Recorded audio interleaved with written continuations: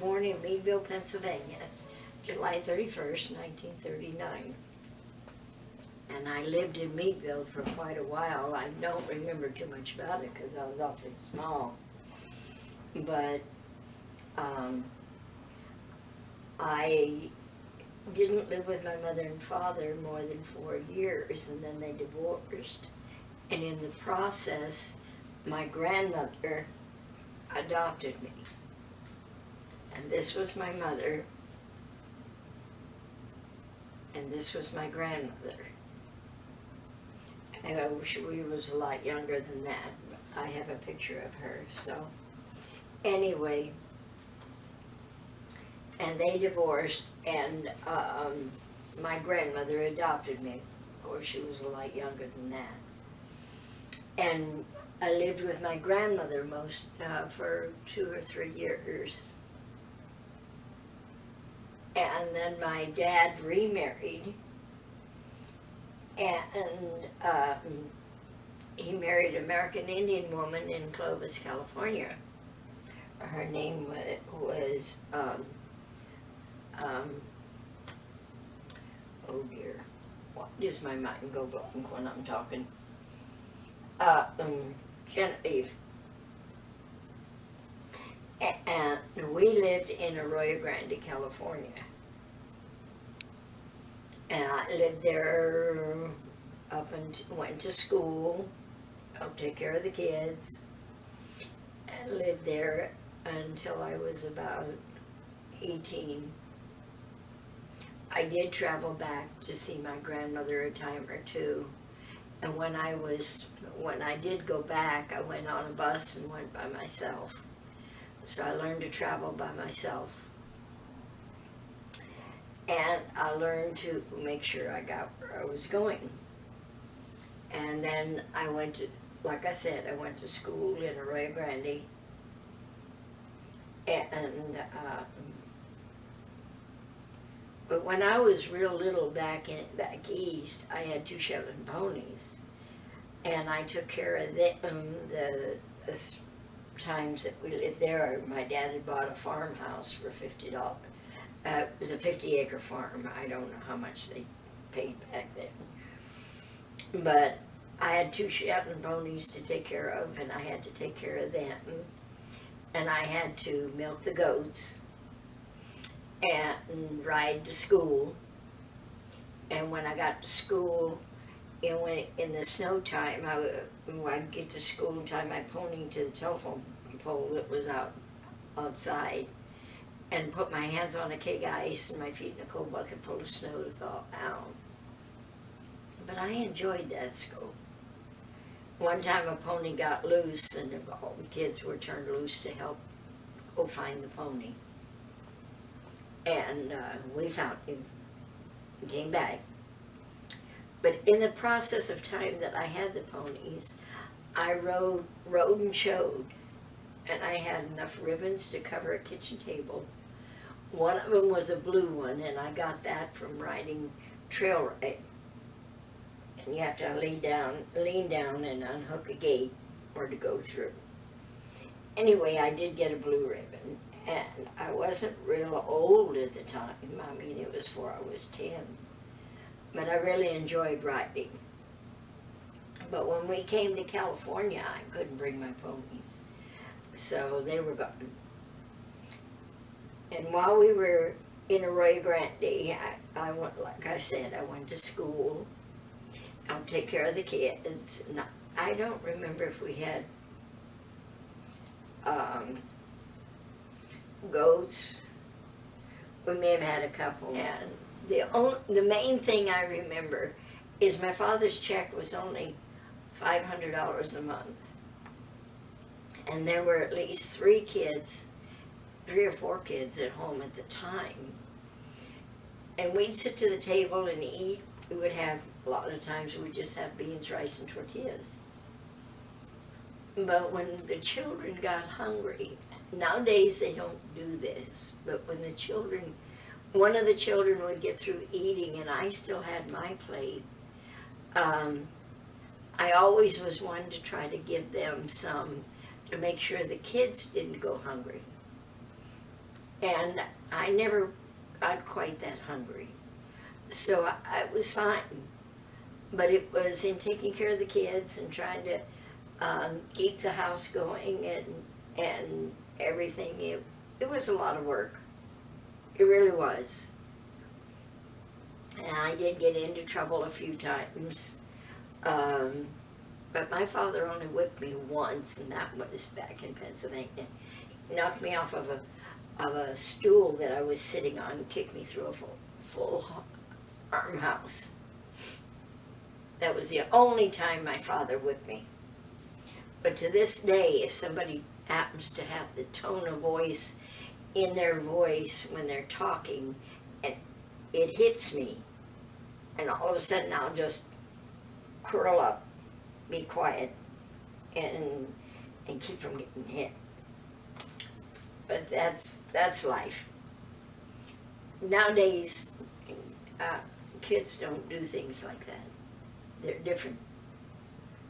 I believe there's coming a time when it's going to be hard enough that we all better learn to live together.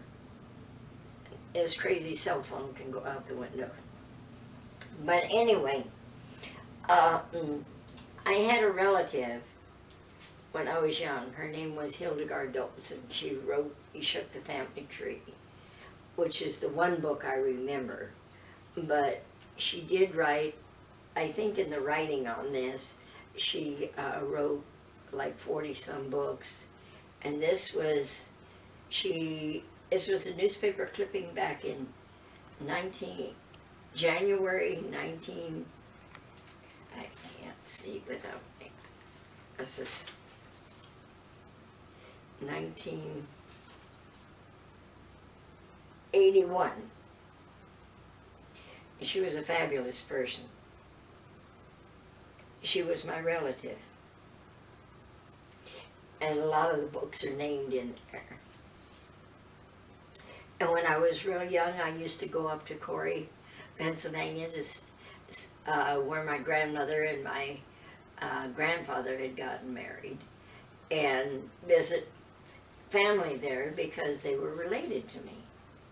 The Smith family, over at William and Olive Ober family in the Smith farm. And the Smith farm is now turned into a golf course. Of course, that's back in Pennsylvania. But anyway, I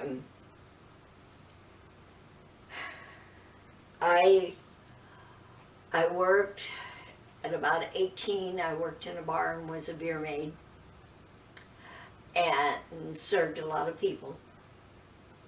I never went with them. I did not drink with them. But I rented a small place on the property where the landlord owned. When I went home one day, I had locked my house up. One day there was a young man sleeping on my couch. I got so upset I couldn't wake him up to find out why he was there. So I called the police. They had him taken away. So that took care of that. And then I was older than 18 then, but not much.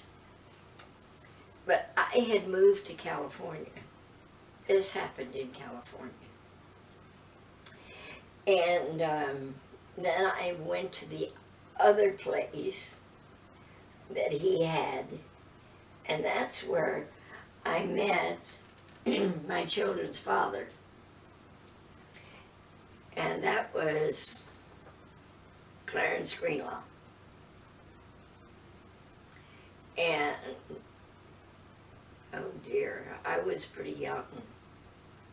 Because in this picture it says I was pregnant with Pearl at the age of 21. And Clarence Sr. was 33.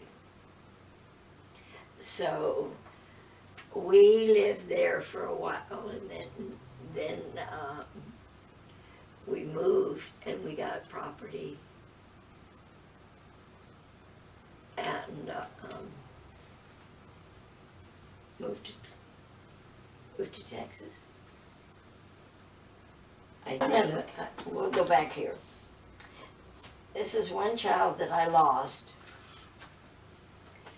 And this could have been the one that I was pregnant with at the time. I lost him in Texas, Brownsville, Texas. And I was 22, so that would be about the right time for this would have been my first child. And I carried him 10 and a half months because no doctors would listen to me. And he lived 30 hours. His name is Ronald Lee. And I think about him once in a while. So I don't push that too much. But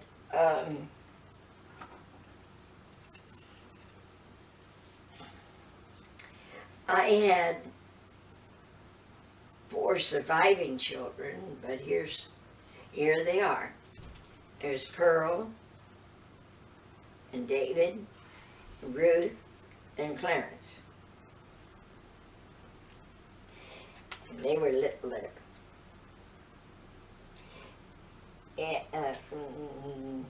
As they grew up, they got married. And this is my oldest daughter and her husband. That's Pearl. That's this one right there. She was born after the baby I lost. And, Grandma, can you hold them a little bit higher? oh, okay.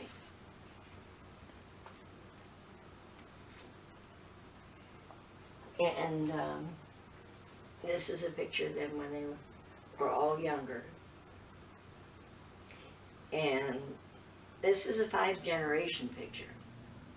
It's awfully small. This was in Arroyo Grande. And this shows my father, my grandmother, Pearl, Amanda, and Stephanie. And I'm the one that probably took the picture.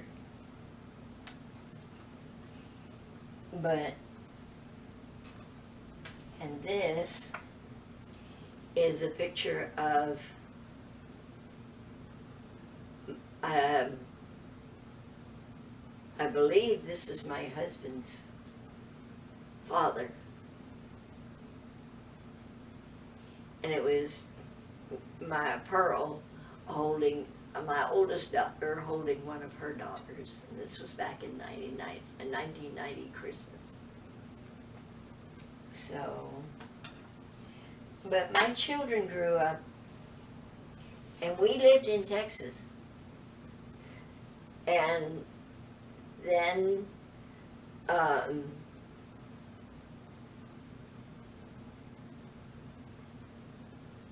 was trying to remember. I'm trying to remember if Clarence was the shrimper. And we were in Brownsville, Texas. And right next to Brownsville, Texas is Matamoros. You cross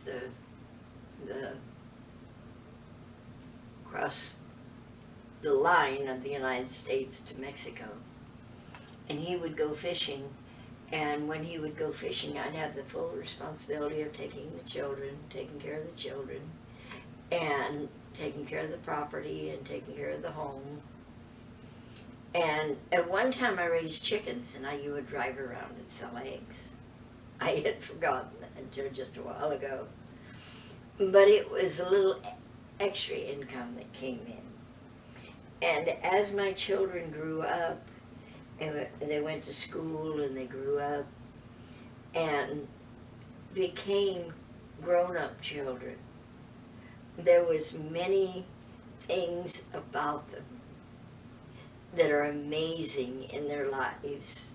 And I have a lot of cards that they sent me of their trying to brag me up on everything that I did for them. But you know what? I was a mother, and I did what I could to try to take care of them, to raise them, to put them to school, and take care of the property. One time the septic tank was messed up, and I pumped out the water and jumped in it and bailed out all the gunk in it. It worked fine. So, different ways of doing things taught children different ways of doing things, to the point to where nowadays they all somewhere within them, they have this granted to them.